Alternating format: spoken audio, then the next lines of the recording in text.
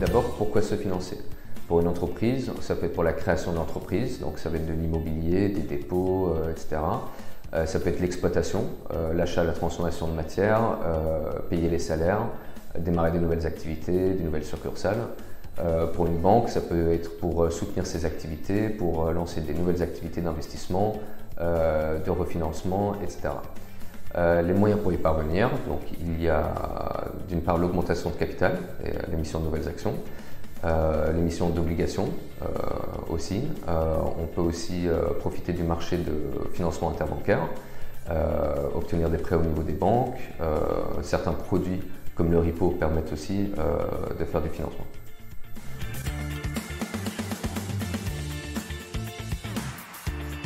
On va se concentrer particulièrement sur le produit repo, le Repurchase Agreement, qui est une cession de titres au comptant avec un engagement de rachat à terme. Donc le principe de réduction de risque dans ce cas, c'est quand on va prêter de l'argent à quelqu'un, on va demander en garantie des titres qui sont généralement des obligations ou des actions. Ceci dit, maintenant qu'on a ces titres dans nos books, on se doit de les surveiller et de mesurer leur risque. Pour ça, on peut regarder par exemple le rating. On a des agences de notation, Standard & Poor's, Fitch, Moody's, qui vont donner des notations sur les titres et en fonction de leur qualité, on va en demander plus ou moins à notre contrepartie. Ça inclut le principe de haircut. Donc si je prête 10 millions, je vais demander 11 millions de titres, disons, parce que les titres ne sont pas de très bonne qualité.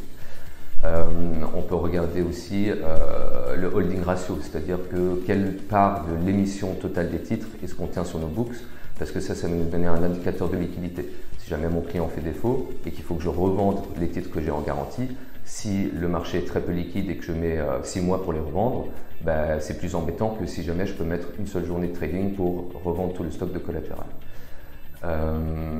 Voilà, il y a on peut stresser aussi le collatéral, c'est-à-dire qu'on va reproduire des conditions de marché, des conditions de crise, des conditions particulièrement défavorables.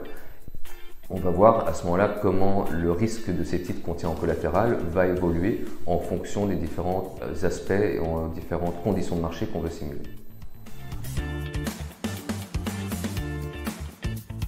Actuellement, on vit quand même des conditions très particulières depuis quelques années, notamment la crise sanitaire et la guerre en Ukraine qui impactent toute l'Europe et le monde financier de manière générale.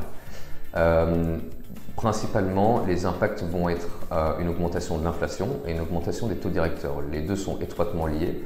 Donc les banques centrales ont un rôle de maintenir les taux de financement à un certain niveau qui permet de maîtriser l'inflation et de garantir une stabilité des prix pour les consommateurs et les ménages.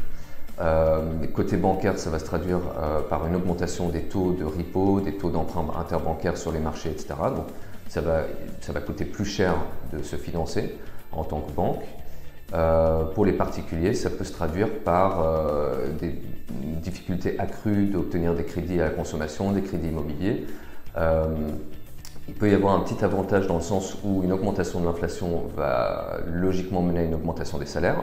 Donc quelqu'un qui est déjà en cours de crédit sur une maison aura plus de salaire pour soutenir une mensualité qui reste fixe, ce qui est un avantage. En revanche, si jamais on veut ouvrir un nouveau crédit auprès d'une banque, les taux forcément seront plus difficiles à négocier, vont être plus hauts, donc le crédit coûtera plus cher.